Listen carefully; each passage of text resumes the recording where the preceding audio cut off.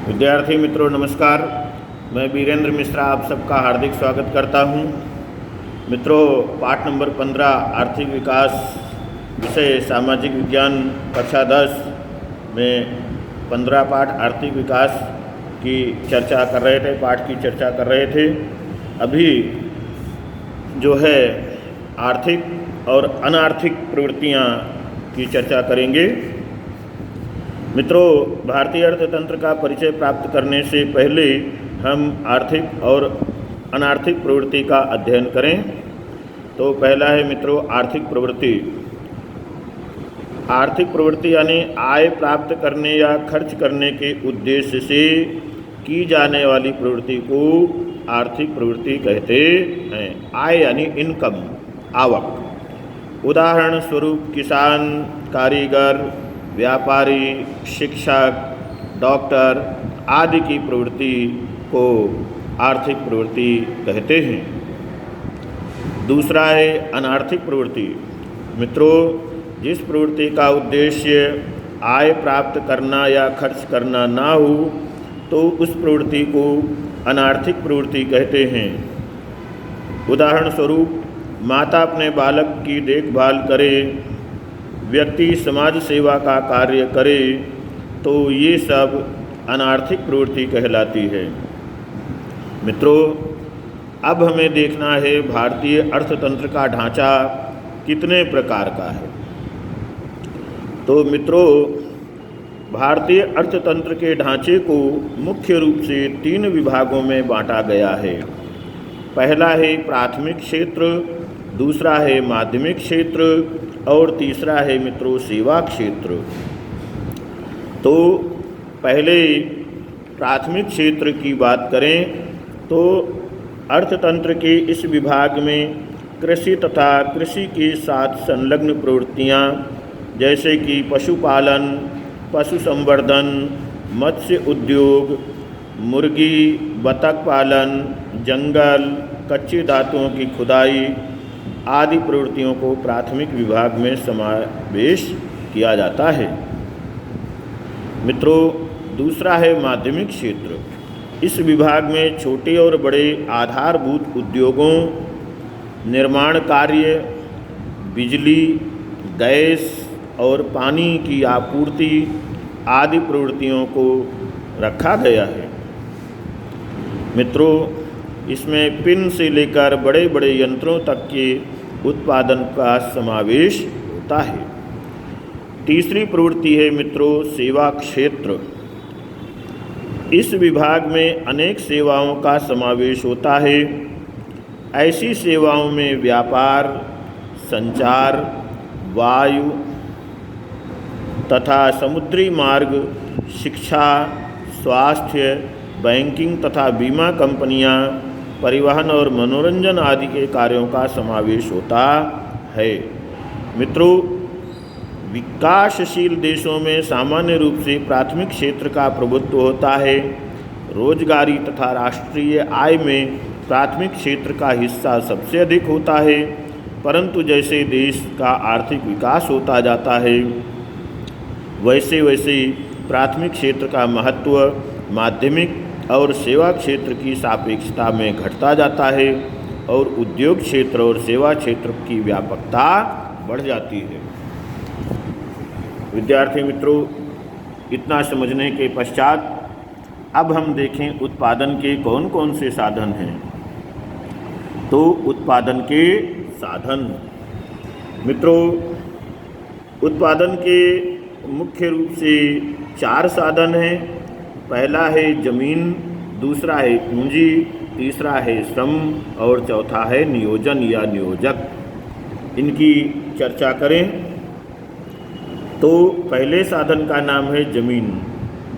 मित्रों, सामान्य अर्थ में जमीन को हम पृथ्वी की सपाटी की ऊपरी परत को कहते हैं, परंतु अर्थशास्त्र की परिभाषा में जमीन अर्थात सभी प्रकार की प्राकृतिक संपत्ति जिसमें पृथ्वी के धरातल पर आए हुए खनिज, धातु आदि का समावेश जमीन में होता है। इस प्रकार जमीन उत्पादन का प्राकृतिक साधन है। मित्रों, दूसरे महत्वपूर्ण साधन का नाम है उत्पादन के साधन में पूंजी। उत्पादन की प्रक्रिया में उपयोग में लिए जाने वाले मानव सर्जित साधन जैसे यंत्र, औजार, मकान आदि का समावेश पूंजी में होता है। तीसरा है मित्रों श्रम। भौतिक बदले के उद्देश्य से किए जाने वाले किसी भी शारीरिक या मानसिक कार्य को श्रम कहते हैं। श्रम उत्पादन का सजीव साधन है। मित्रों, इस पंक्ति पर विशेष ध्यान देने की ज़रूरत है कि श्रम उत्पादन का सजीव साधन है। कृषि, मजदूर, कामदार, शिक्षक, डॉक्टर, कारीगर आदि के कार्य को श्रम कहते हैं। चौथा नियोजन, नियोजक। उत्पादन की प्रक्रिया में जमीन, पूंजी और श्रम जैसे तीन साधनों का कुशलतापूर्वक संयोजन करने वाले व्यक्ति को नियोजक कहते हैं। इस तीनों साधनों के योजनापूर्वक उत्पादन में जोड़ने के कार्य को नियोजक कहा जाता है। मित्रों, अगला इन पंक्तियों को फिर से देख लें। नियोजक या नियोजन। उत्पादन की प्रक्रिया में जमीन, पूंजी और श्रम जैसे तीनों साधनों का कुशलतापूर्वक संयोजन करने वाले व्यक्ति को नियोजक कहते हैं। इस तीनों साधनों को योजनापूर्वक उत्पादन में जोड़ने के कार्य को नियोजक कहा जाता है। मित्रों, अगला पॉइंट देखते हैं, उत्पादन के साधनों का बंटवारा कैसे होता है। तो मित्रों, हम जानते हैं कि मनुष्य की आवश्यकताएं असीमित हैं, अनंत हैं और इन्हें पूरा करने के साधन सीमित हैं। मित्रों, विश्व के किसी भी देश में साधन असीमित मात्रा में नहीं हैं। हमेशा साधनों की कमी रहती है, जिससे प्रत्येक देश अपने पास सीमित साधनों का उपयोग कैसे, कहाँ और कितने प्रमाण में करे, इसका प्रश्न उठता है और जिससे उत्पादन के साधनों के बंटवारे की बात आती है। तो मित्रों, जिसकी चर्चा हम करते हैं, पहला असीमित आवश्यकताएं। हम जानते हैं मित्रों कि मनुष्य की आवश्यकताएं असीमित, अमर्यादित हैं। एक आवश्यकता में से अनेक आवश्यकताओं का जन्म होता है।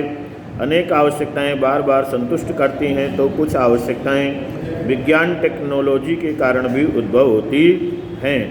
इस प्रकार अनेक कारणों से आवश्यकताएं असीमित हैं, इसलिए इन आवश्यकताओं को पूरी करने के लिए आवश्यकताओं में पसंदगी करनी पड़ती है। मित्रों, दूसरा है आवश्यकताओं में अग्रिमता क्रम। ये क्या है? असीमित आवश्यकताओं के सामने सीमित उत्पादन के साधन होने से कौन सी आवश्यकता अधिक महत्वपूर्ण है, यह व्यक्ति को निश्चित करना होता है और आवश्यकताओं को अग्रक्रम में रख करके उन्हें संतुष्ट करना पड़ता है। मित्रों, जिसे आवश्यकताओं में अग्रिमता क्रम कहा जाता है।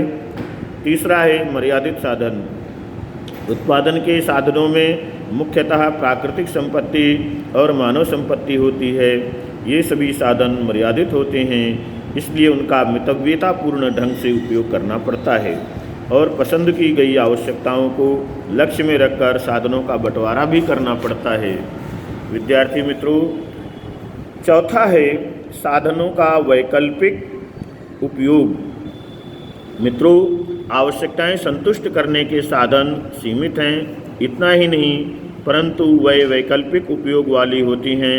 उत्पादन का कोई भी साधन एक से अधिक उपयोग में आता है तो वह साधन अनेक उपयोग रखता है। इस साधन का एक समय एक ही उपयोग हो सकता है। इस प्रकार यह उपयोग वैकल्पिक है, ऐसा कह सकते हैं। जैसे ज़मीन में गेहूं की फसल बोएं तो बाजरी, मकई, मूंगफली या अन्य फसल नहीं हो सकती। ज़मीन के अन्य उपयोग का त्याग करना पड़ता है। मित्रों, इस प्रकार उपयुक्त परिस्थिति में अधिक आवश्यकता संतुष्ट हो, इस तरह वस्तुओं और सेवाओं का उत्पादन में साधनों में बंटवारा करना पड़ता है। साधनों का बंटवारा करना पड़ता है। विद्यार्थी मित्रों, आपको ये वीडियो यदि पसंद आ रहा हो तो इसे लाइक कीजिए, शेयर कीजिए और अगर चैनल को सब्सक्राइब नहीं किया है तो चैनल को अवश्य सब्सक्राइब कीजिए। धन्यवाद।